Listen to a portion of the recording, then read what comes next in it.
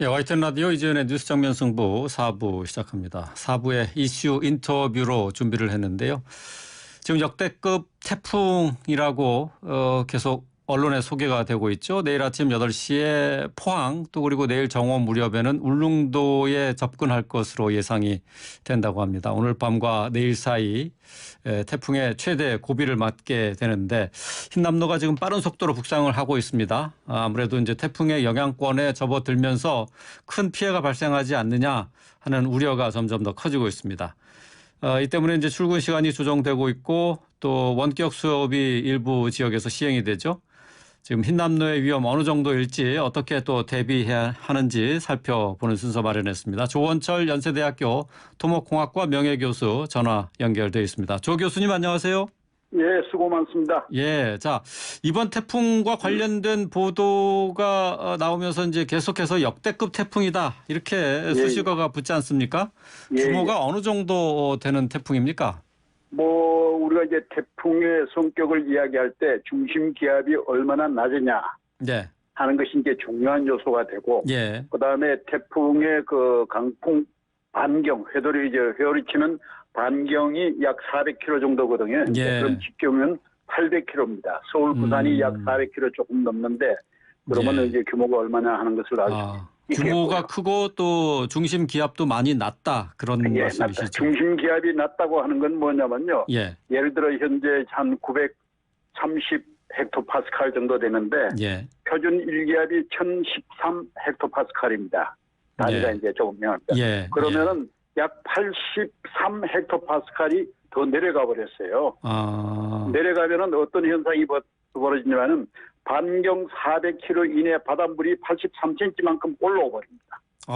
바닷물이 올라온다고요? 이 저기압이 되면은 예. 공기가 누른 힘이 그만큼 줄어들었기 때문에 예. 바닷물이 83cm 정도 위로 솟아 올라 버립니다. 예. 거기다가 그 위에 이제 파도가 놓이고 또 만조 시간이 있잖아요. 달과 관계된 만조 시간이 걸리고 강풍이 불고 하면은 뭐 해안가는 엄청난 파가 이제 방파제를 넘는다든지 또는 해벽 같은 거 바다에 이제 방호 시설을 전부 넘치는 그런 이제 월파 현상이 이제 발생을 하고 그게 바로 침수로 이어지고 재산 피해가 엄청나게 되는 거죠. 그 규모로 봐서 지금까지 우리 한반도에 상륙했던 가장 이제 컸던 것이 59년 매미 사라오 태풍, 그다음에 매미 루사 이런 것보다 조금 더 규모가 크게 종합적으로 우리가 느껴지기 때문에 역대급이라 그렇게 이야기를 하고 있습니다. 예, 강풍에 파고가 높아서 피해가 커지지 않을까 우려가 높은데 지난번에 폭우로 반지하 거주시설이 큰 피해를 입지 않았습니까? 예, 그렇습니다. 자, 이번 태풍으로 역시 이 반지하 방들의 피해 뭐 대비를 해야 되겠죠? 반드시 해야 됩니다. 이제 이런 그 태풍의 3대 재난 요소가 강풍, 그다음에 호우, 큰 비가 내리는 것하고 해수면 상승인데 이번에는 특히 이제 이 태풍 반경이 400km나 되고 그다음에 해수면 온도가 제주도 남쪽이 지금 30도가 넘지 않습니까? 그러면 바다에서 물을 많이 빨아올려요. 그래서 비가 이제 많이 내리고 있고 또 그렇게 이제 구조가 되어 있는데 이렇게 되면은 이제 특히 이제 반지하는 문제가 심각하죠. 그렇기 때문에 반지하를 이제 문제를 일시적으로 우선 장기적인 건 주택 대책은 이제 차지하고라도 하기 위해서는 우선 창가에 물이 지하로 들어가지 않도록 그 차수판 물을 이제 막아주는 차수판을 긴급하게 아마 설치한 곳이 많이 있습니다. 많고 그다음에 차수판이 여의치 않다고 하면은 모래주머니를 이중으로 겹겹이 쌓아가지고 바깥에 물이 지하실로 들어오지 않게 하고 특히 출입구도 마찬가지입니다. 지하 출입구도 잘 그 물을 막는 모래를 갖다 산다든지 해가지고 물이 안 들어오도록 하는 것이 중요하거든요. 그거 완벽하게 차단하기는 쉽지 않잖아요.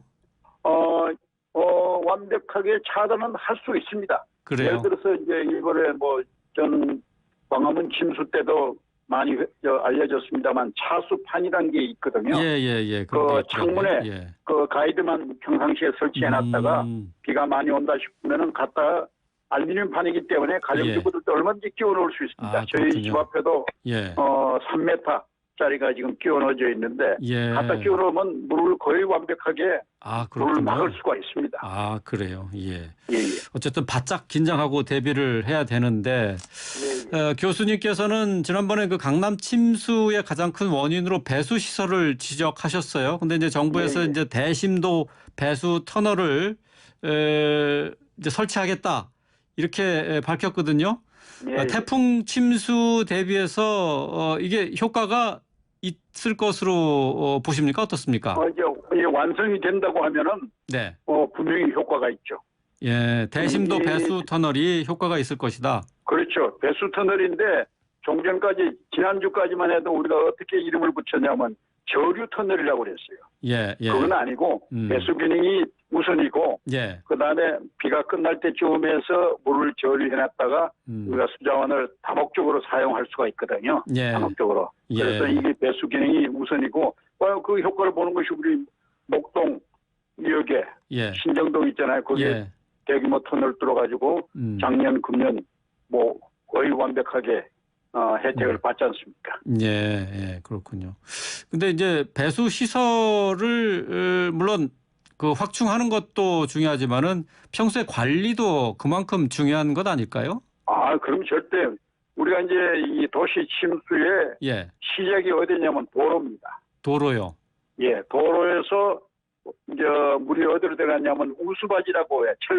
철제로 된 예. 망이 있지 않습니까? 그렇죠. 예. 그걸로 들어가는데 그것이 지금 현재 이 순간에 보기에 깨끗할지 몰라도 한 30분 정도 비가 흐르고 나면은 어디서 흘러내려오는지 모르게 비닐 조각, 그다음에 온갖 쓰레기, 그다음에 뭐 별것이 다 들어와서 그걸 구멍을 메꿔버려요. 메꾸면은 밑에 예, 예. 하수관로는 텅텅 비어있는데도 도로 위에 물이 차거든요. 예. 물이 차면 그게 바로 도시 침수의 시작입니다. 그다음에 그렇기 때문에 이 시설 관리를 잘 해야 되고 예, 예. 또 그 밑에 보면은 우수바지 밑에 보면 큰 하수 관로로 연결되는 그 적은 관들이 있는데 네. 이것이 규모가 조금 적어요. 자, 흰남노의 빠른 북상 속에서 지금 남해안 일대, 제주도와 남해안 일대가 바짝 긴장하고 있죠. 근데 이 부산에는 그 해안가에 고층 건물들이 많이 있습니다. 윤 대통령이 네. 오늘 박형준 부산시장에게 이제 해안가 고층 건물의 이제 빌딩풍 대책에 대해서 묻기도 했습니다. 교수님, 지금 이 아파트, 뭐 대형 고층 아파트의 빌딩풍 피해가 우려되고 있는데 지금 빌딩풍에 대해서 어느 정도 견딜 수 있게 설계되어 있는 건지요? 빌딩풍에서 제일 이제 취약한 부분이 창문 부분입니다. 창문이요? 예, 창문. 이제 빌딩풍이라는 게 뭐냐면 넓은 이제 공간으로 바람이 가다가 예. 건물과 건물 사이로 좁은 공간으로 가면은 그게 연속 법칙이라고 하는데 그 법칙에 의해서 이 속도가 엄청나게 늘어나 버려요. 예, 바람이 빨라지죠. 예, 3배, 4배로 확 늘어나 버립니다. 네. 그렇게 되면은 이제 압력은 속도의 제곱에 비례해요. 제곱에 비례한다는 걸 잘 이해하실지 몰라도 예. 속도의 제곱에 비례하기 때문에 예. 빌딩풍인데 이제 문제가 되는데 압력이 2배 빌딩풍에서 이상 높아진다는 얘기네요, 그러니까. 2배가 아니고 예. 예를 들어서 속도가 2배가 되면 속도의 제곱이니까. 4배가 돼 버리고 예. 속도가 3배가 되면 9배가 됩니다. 그렇군요. 예. 예. 그래서 압력 그렇게 되고 거기에서 특히 이제 문제되는 것이 바람이 불어오는 방향으로의 창문은 비교적 견딥니다. 네. 유리창 재료 자체가 압축력에 그걸 우리가 압축력이라고 그러는데 압축력에는 잘 견디는데 문제는 그 바람이 건물 뒤로 돌아가면은 어떤 현상이 생기냐면 바람이 창문을 빨아들입니다. 그래요? 하늘을 당겨버려요. 건물 밖으로. 예. 그래서 이제 비행기 그 뒤에 바람처럼 후류라고 그러는데 예. 그게 빨아들이는데 그거에는 상당히 약해요. 예. 그래서 저희가 이제 제안하기를 이 창호를 만드는 전문 회사들 보고 더 튼튼하게 튼튼하게 만들어라. 유리 자체는 지금 상당히 우리의 기술이 좋아졌습니다만은 예. 창틀 자체, 샷이라고 그러죠. 예. 이걸 더 튼튼하게 그리고 밑에 닿는 부분을 더 이제 깊게 예. 해가지고 안전을 더 강화시켜 달라. 물론 이제 가격이 올라가겠지만은 그런 이제 요구를 하고 있습니다만 아직 그게 예. 표준화되지는 않아서 조금 문제입니다. 예. 창호 창틀 말씀하셨는데 그러면 지금 현재 우리나라에 지금 시공이 돼 있는 고층 아파트들 이게 기준에 맞게 시공이 된 겁니까? 현재 기준에는 맞아요. 현재 기준은 맞아요. 예, 맞는데 현재 기준 자체가 상당히 좀 저는 약하다고 보기 때문에 예. 더 강화시켜 달라. 제작 회사들부터 더 강화된 유리를 제작을 해줘야 이 설계하고 그다음에 시공하는 사람들이 그런데 재료를 쓸 수가 있거든요. 예. 돈이 들더라도. 아직까지는 뭐 기준에 맞기는 하지만은 더 그 위험한 상황에 대비하기 위해서라도 좀 기준을 높여야 된다 그런 말씀이 될 수 그렇죠. 있겠네요. 예. 그래서 제작 회사 보고 먼저 만들어 가지고 예. 좋은 상품을 공급을 해달라 하는 걸 먼저 요구를 하고 있습니다. 예.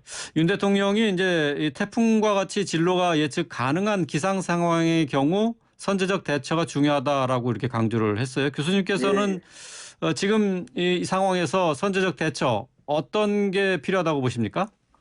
선제적인 현 이 시점은 사실 선제적인 것이 아닙니다. 지금은 선제적인 게 아니군요. 이보다 훨씬 더 전에 이미 임박했으니까. 예. 문제가 안 생겼을 때 하는 것이 선제적이고 지금은 대비 상태거든요. 이미 남쪽에서 벌어지는데 지금 이 순간에 우리가 해야 할 것은 우리가 잘 아는 36개 중에서 주랭랑이라고 하는 항목이 있습니다. 주랭랑. 이게 여러분 좀 우습게 생각하시면 몰라도 우리가 안전관리하는 용어로는 뭐냐면 위험에 자기가 노출되는 것을 줄인다. 피한다고 하는 거예요. 위험 상황을 피해라. 피하는 거예요. 피하라고 하는 것이 제일 중요합니다. 이 순간에는 뭘 근본적인 대책을 세울 수 있는 시간이 없거든요. 그렇죠. 재료도 없고. 그렇기 때문에 대피하는 것이 가장 좋다. 그렇게 말씀드리겠습니다. 알겠습니다. 자, 위험한 상황, 위급한 상황에서 안전한 곳으로 몸을 피신해라 하는 게 가장 중요한 상황이다 이거죠. 알겠습니다. 오늘 말씀 여기까지 듣겠습니다. 고맙습니다. 조원철 연세대학교 명예교수였습니다.